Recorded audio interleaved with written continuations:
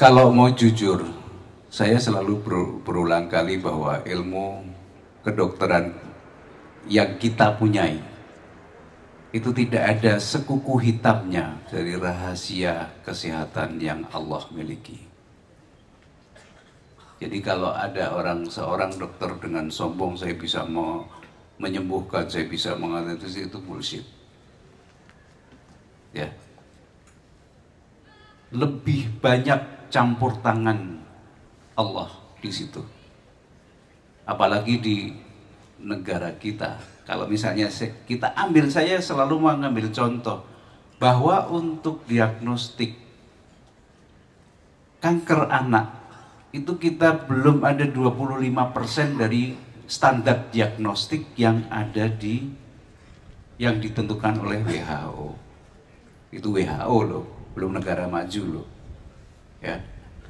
Jadi selalu berlaku peribahasa tiada rotan akar pun jadi. Itu yang ada di kita. Jadi mau tidak mau kita harus berjibaku untuk bagaimana menemani anak-anak yang menderita itu dengan segala macam alat yang kita miliki. Sampai pada suatu titik di mana bahwa memang ya kita enough is enough, cukup. Kalau sudah diobati dan kemudian dia kambuh lagi, kemudian kita mau apa lagi coba? Kita transplant nggak bisa, mau imunoterapi nggak bisa, target terapi itu terapi-terapi yang sekarang berkembang dan kita belum mampu menjangkaunya. Bahkan saya membersamai seorang anak yang menderita leukemia. Pada akhir dia kumat, kemudian pada akhir hidupnya dia seorang Kristiani.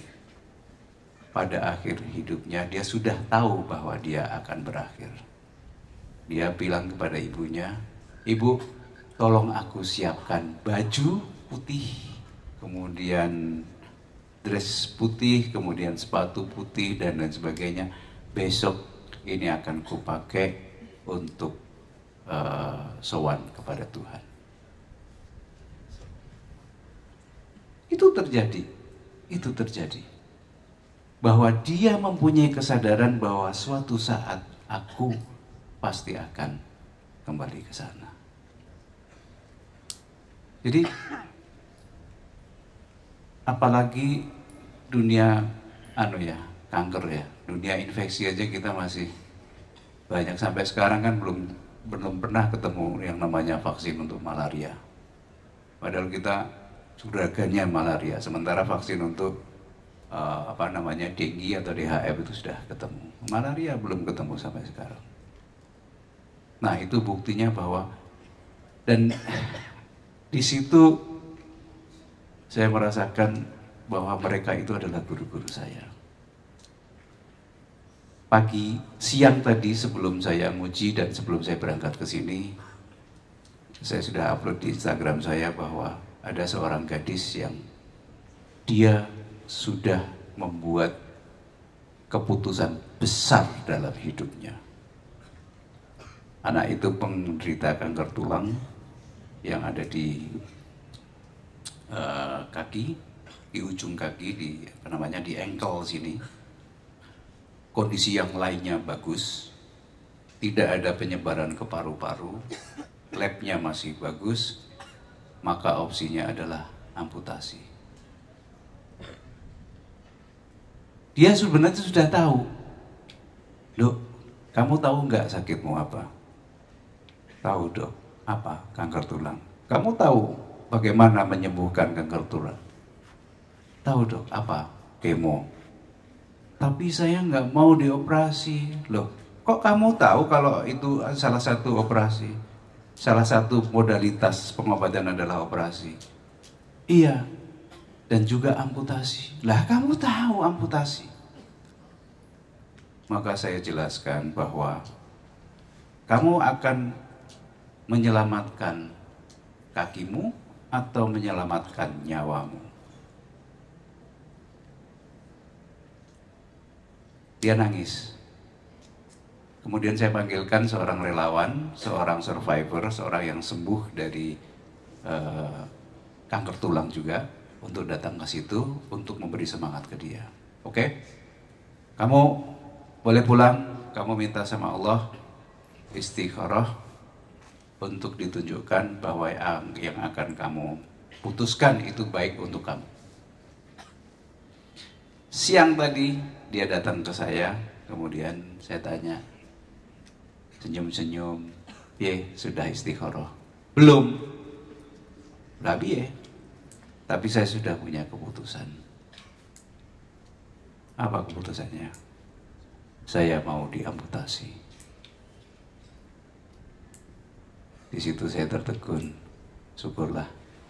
Ini adalah salah satu usaha kita menawar kepada Allah untuk supaya kehidupan si anak ini akan menjadi lebih baik. Bukan kita sok pintar kepada Allah, tetapi dalam rangka menawar kepada Allah, mbok Allah itu masih sayang kepada kita semuanya. Gitu Mas Fahmi.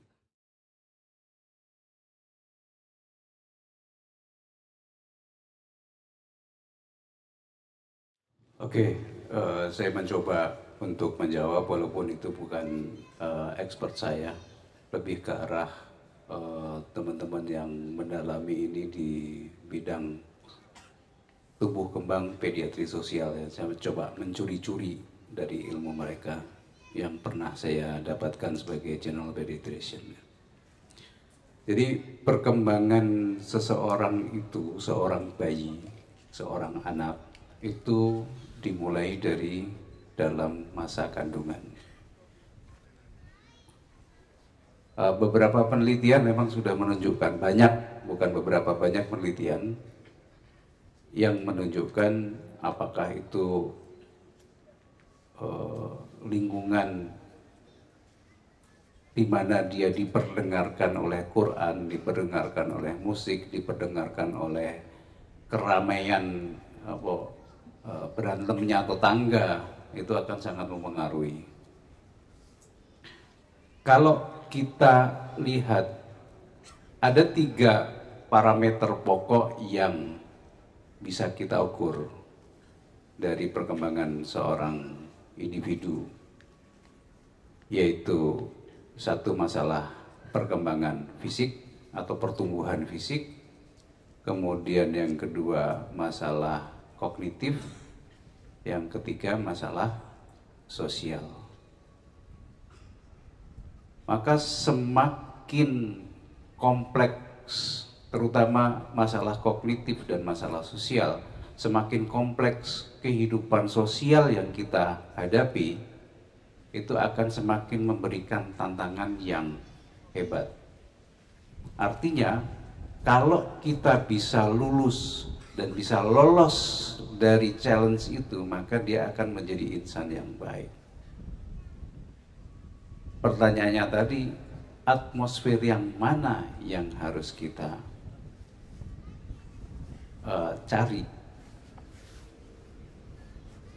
Kalau mau gampang, singkat, langsung ya seperti jawaban dari Zabran, bahwa kita kembali ke Quran seperti apa, bagaimana akhlaknya Nabi seperti apa, bagaimana Nabi kecilnya dididik. Konsep-konsep Islami ini sayangnya itu tidak berkembang atau belum berkembang atau tidak nampak di negara Indonesia yang katanya Islami ini. Di Jepang, di Korea, pelajaran pertama dari seorang anak itu adalah bagaimana dia antri. Itu pelajaran pertama.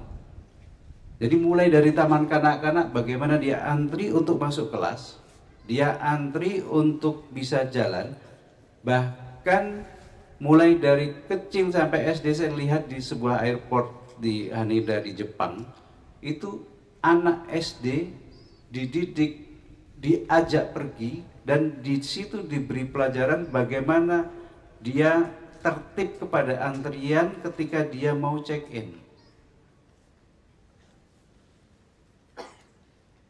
Apakah kita begitu? Kita mau masuk lift nih, ya kan? Semuanya berkumpul di depan lift, sehingga ketika lift terbuka, yang di dalam nggak bisa keluar.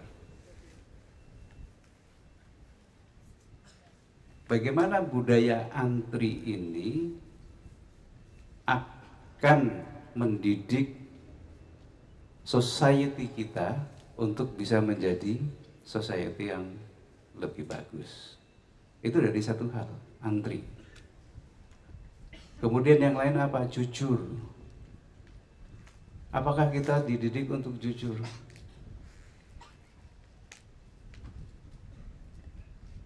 Oh, ame-ame, belalang kupu-kupu, siang makan nasi, malam ya tetap makan nasi, ya kan? Jadi konsep-konsep Islami ini yang mestinya kita bangun. Kita bangun pagi, yang kita ajarkan kepada anak-anak kita yang sekarang adalah harus bisa membaca, bisa menulis, atau bisa menghitung. Konsep 3M ini yang selalu menjadikan seorang anak menjadi robot. Pernahkah kita berpikiran, pernahkah kita memberi apresiasi bahwa orang yang tidak bisa menghitung nantinya bakal jadi atlet bulu tangkis tingkat nasional atau internasional? Pernahkah kita memberi apresiasi bahwa anak yang tidak cerdas dalam matematika itu dia jago dalam bermusik? Jadi kesadaran bahwa seorang individu mempunyai kecerdasan yang multiple itu yang harus dihargai. Saya kira itu bukan hanya 0 sampai 7 tahun, bahkan 0 sampai 10 tahun, di mana kemampuan seorang anak untuk mencampur adukkan bahasa itu akan berhenti di umur 10 tahun. Jadi kalau punya anak 5 tahun, mau diajari bahasa Inggris, bahasa Prancis, bahasa Cina, bahasa Indonesia, jangan khawatir dia akan lupa dengan bahasa Indonesianya. Tetapi kalau misalnya dia sudah di atas 10 tahun, akan kacau. Nah, lingkungan yang mana? Lingkungan yang tentunya yang bersendikan kepada mempunyai sendi-sendi yang Islami. Jangan diterjemahkan yang Islam itu harus yang apa ya, yang kiai-kiai, santri-santri itu enggak, tapi nilai-nilai Islam itu nilai antri saja sudah. Itu sangat Islami, menghargai hak orang. Itu sangat Islami. Saya kira sementara itu.